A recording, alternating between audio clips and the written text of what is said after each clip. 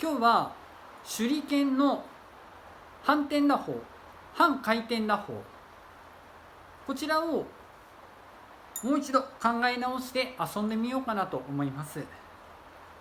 以前にもこの反回転打法、反転打法を見直して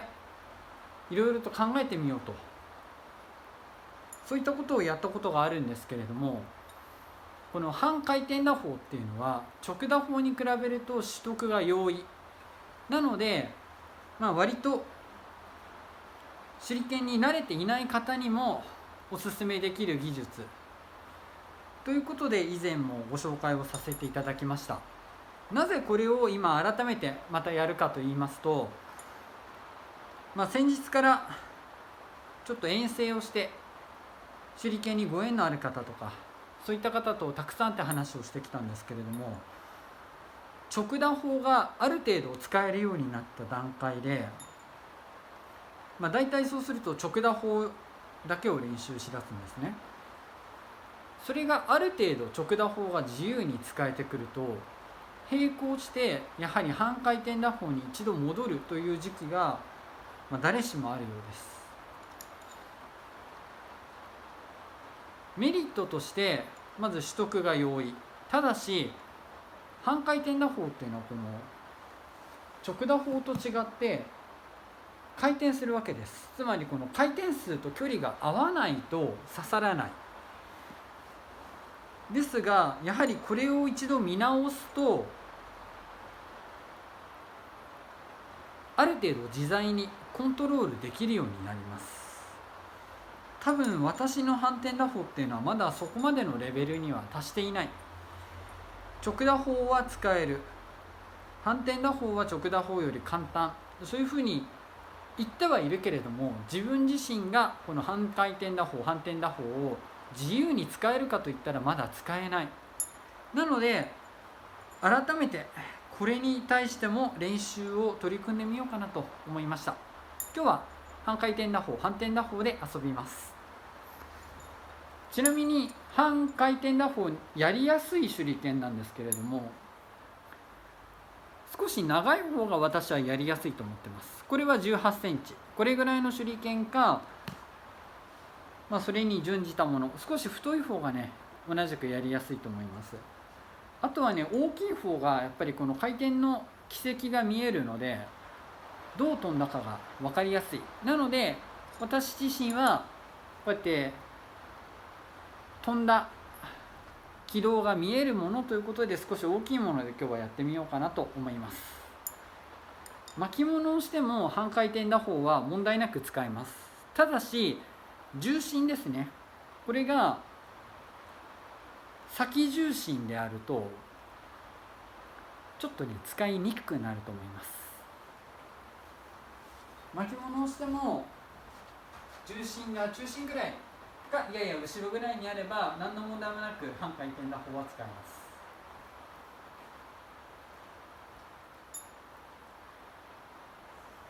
先重心ってよく手裏剣、棒手裏剣で言いますけれども、本当に先に重心があるものってそこまで多くはないで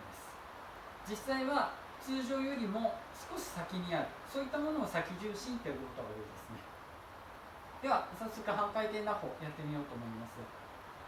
持ち方は直打法と同じ、まずは直打法でいってみましょうか。直打法、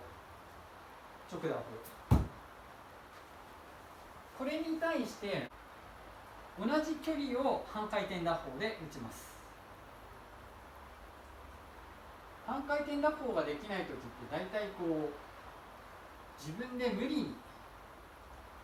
手首のスナップを使って回転をかけようとしてるんですよね。なので今日は的の手前にもう一つ的を設定して、そこに直打法を打つようなイメージで打ってみようかなと思います。今2件、大体1件を直打法で打つような気持ちで、ちょっと回転が合いませんでしたね。意外とこの半回転打法って例えば距離が変わって近くなると難しかったりするんですけど、ここだとやっぱり少し早めに回転をさせないといけないですよね。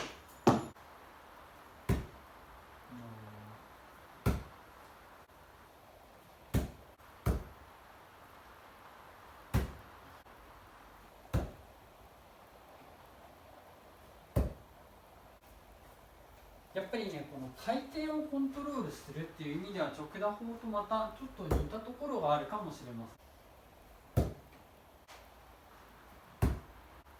適正の距離で半回転するような距離が分かれば非常に面白い技術だと思います。今ね、手裏剣をこう変えてるっていうのもあって、なかなかその感覚がつかみきれない。手前をイメージしますか。もう少し手前なのかな。思ったより手前ですね。的のイメージが思ったよりも手前の方がいいかもしれないです。回転をし終わった後の手裏剣の状態っていうのはすごく安定しているという人がいます。なので早い段階で回転が終わった後、手裏剣の直打法のような軌道に移るんですけれども、回転が終わるとそこの飛行がすごく安定する。だから自分が持っているよりもうちょっと早いところで回転させるイメージの方がいいのかもしれません。なかなかね、こうやって距離が変わって手裏剣が変わってとなると若干難しいものを感じます。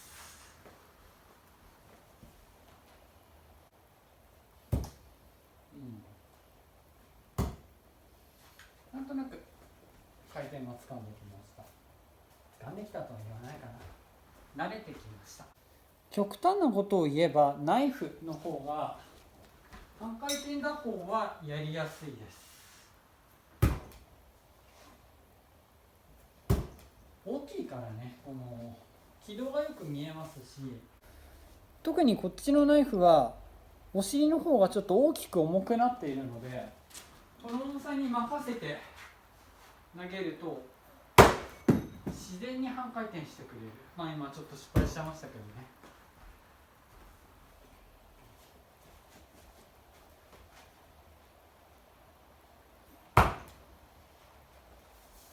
なので比較的こういったことはやりやすいです。親指を使うミリタリーハーフスピン、これですね。親指全体で圧力をかけてコントロールをする。これはねちょっと練習したので比較的やりやすいです。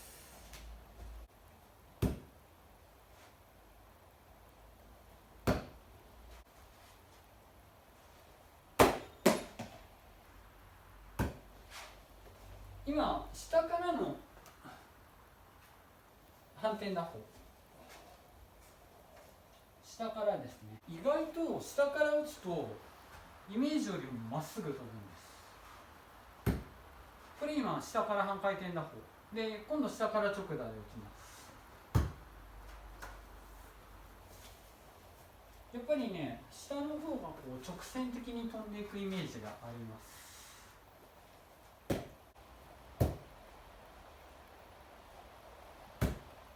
この半回転打法を何度も言いますが、直打法より簡単だという方がいるんですけれども、私もね行ってみたいんですよ。そのためにはね、ある程度こうコントロールができるようにならないといけない。絶対難しいですよね。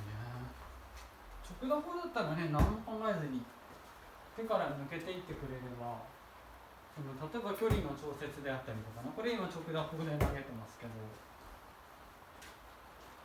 ずっと楽なんですよね。一回直打法って習得してしまうと非常にね、この距離の内訳とかも融通が利くんですよ。変わったところでね。これがね、なかなか半回転打法でこの融通がとっさに効かない。なんとなく感覚としては分かるんですけれども、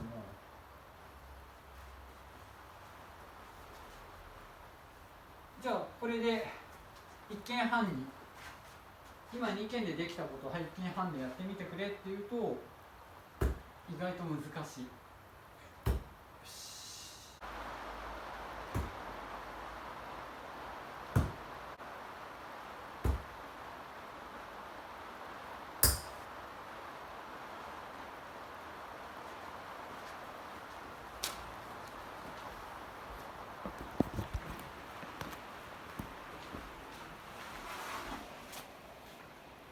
というわけで今日は半回転打法で遊んでみました。実は私自身が、この手裏剣は半回転打法やりやすいなとか、この手裏剣は半回転打法やりにくいなと感じてる手裏剣が実はあります。で、今日の手裏剣なんですけれども、これは別に半回転打法やりやすいなと感じてるものではないんです。ただやはりこういったことをできるようになるにあたり、どういう手裏剣でもやはりその技術を使えなければいけないと思ってま